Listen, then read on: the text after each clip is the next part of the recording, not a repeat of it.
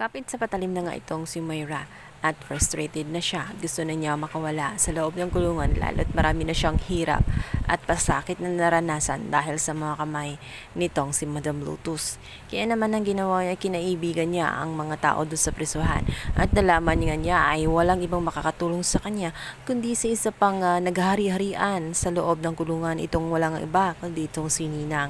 Agad niya itong pinuntahan subalit nais niya sana itong bigyan ng pera upang pansuhol dahil meron siyang iutos sa kanya. Sa akala ba ni Moira ay madadaan lamang niya sa pera itong si Ninang at susunod na agad sa kung ano ang gusto niyang iutos dito ay nagkakamali siya. Sinabi nito sa kanya na hindi lahat ng bagay ay madadaan niya sa pera. Kung gusto niya na makuha ang kanyang tiwala ay dapat sundin umano niya ang ipapautos nito. Sinabi nito na kailangan niyang kunin ang mga cellphone na naroroon kay Warden. Lahat ng cellphone na nakakumpiska ay kailangan niyang maibalik nito sa kanya kung gusto niya na magkasundo sila. Alangan nung una itong si Moira. Naalala niya kasi ang sinabi ng kanyang abogado na hindi siya gagawa ng kasamaan dahil kapag nangyari yun, baka tuluyang hindi na siya makalabas ng kulungan at hindi na nga siya matutulungan pa ng kanyang abogado. Ngunit naisip din ni Moira na ito lang ang tanging paraan para siguradong makalabas nga siya sa kulungan sa oras nga na maipapatay na nga niya itong si Dax.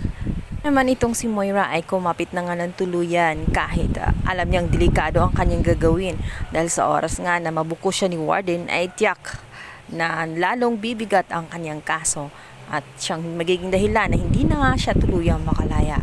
Ngunit sinubukan pa rin ito ni Moira.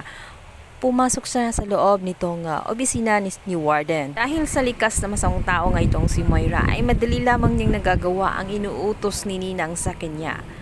Naabutan siya ni Warden, ngunit agad naman siyang nakapagpalusot at hindi nahalata ni Warden na may kinuha siyang mga cellphone sa loob ng opisina. Sinabi ni Warden na sa oras umano na may mawawalang bagay ay walang ibang pagdidiskitaan nga si Moira lamang dahil wala siyang tiwala sa mga taong kagaya niya. Paul ang ginawa ni Moira. Hindi nahalata nitong si Warden. Agad na tinungo ni Moira ang kanyang tauhan na ito nga si Ninang. Sinabi niya rito na gusto niya bilang kapalit sa kanyang ginawa. Gusto niya ay ipapatay nga itong si Dax. Nang sa ganon ay wala nang maging testigo sa kanyang kaso at hihina ang kanyang kaso at may posibilidad na makalabas siya ng tuluyan sa kulungan. Wala siyang kaalam-alam na sa likod nito ay may nakikinig at ito nga ay si Madam Lotus na siyang kanang kamay naman nitong si Giselle. Ang akala ni Moira, yun ang pinakamagandang solusyon sa kanyang problema upang makalaya ng tuluyan.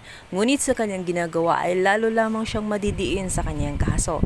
Dahil ito nga si Madam Lotus ay agad na magsasabi dito nga kay Giselle at mauudlot ang kanyang plano at hindi nga mapapatay itong si Dax. Lalo na protektado din ito ni Carlos na siyang may nais din na gusto rin makulong ng bongga nga itong si Moira at hindi na tuluyang makalaya. Tala itong si Giselle na naisip niya na dalawin nga itong si Madam Lotus upang sabihin sa kanya na yun na ang huling beses na magkikita sila sapagkat ititigil na niya ang pagpapahirap kay Moira at hahayaan na lang niya na magdusa ito sa kamay ng mga pulis. Ngunit bago pa man siya umalis ay may sinabi na nga itong si Madam Lotus na siyang magiging dahilan kung bakit hindi na nga niya titigilan itong si Moira dahil hindi pa rin tumitigil sa kanyang kasamaan. At may plano pa nga ito magpapatay ng tao at ito nga ay si Dax at hindi na hahayaan na mangyari at magawa ni Moira iyon. Nais niyang tuldukan na nga ang lahat-lahat ng pinagagawa ni Moira. Gugulat na lang itong si Moira kung paano nalaman na siya ang pumasok sa loob ng opisina nitong si Warden at kung paano nalaman ang kanyang mga plano. Yan ang ating pag-abangan sa Abot Kamay na Pangarap.